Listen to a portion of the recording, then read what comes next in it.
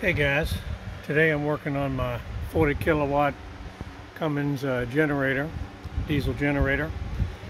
My water jacket heater has finally failed. The last one lasted about 5 years, so I'm going to replace that before it gets cold. It's not a real problem here when it's African hot out here, but I don't want to be doing this when it's snow on the ground, so I'm going to replace it now. This is a they call them a percolator heater. It goes in like a heater hose and circulates the hot water through the block, keeps the engine at ready temperature all the time. You can see it right here. Just a little plastic thing. You can buy them on Amazon. You can buy them from different generator dealers or whatever. But it works basically on convection. It heats up the water. It's 110 volts, and as the water heats, it rises through that tube and draws it in back from that tube and circulates it through the engine. So what I'm going to do here is I've got valves on these pipes, as you can see there. I'm going to valve those off and disconnect this percolator heater, and I'll fill it with some antifreeze so that it doesn't start dry, and turn it on, and we'll see how it goes. Okay guys, I'm back. I got the new one installed. I got the hose clamps on, opened my valves, made sure water was circulating, and turned it on.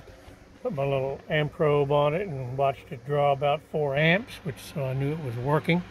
And it got up to temperature pretty quick, and the current dropped off, so I know the thermostat's working.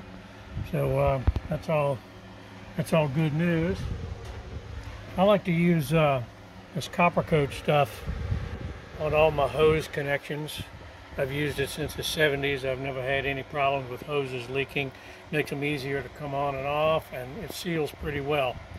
Another thing an old timer taught me a long time ago was to always put like a loop in the cord of anything that you're wiring up. He called it an induction loop. Yeah, you could probably argue that, but he said it helps prevent surges from taking out things, and I've done it ever since I've been working in the electrical industry for 40 years. Take it for what it's worth.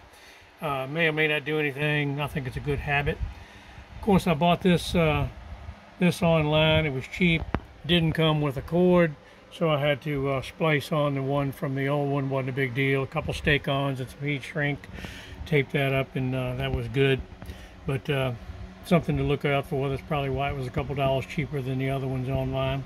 But anyway, I got this guy running, and hopefully this will last another 7 years. I said 5 years earlier, but I looked at the date on the other one when I put them in. I put a date on it, and that was 2016. So it's been almost 7 years, so it isn't too bad.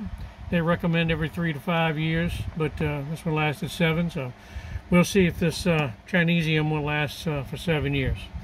Thanks, guys.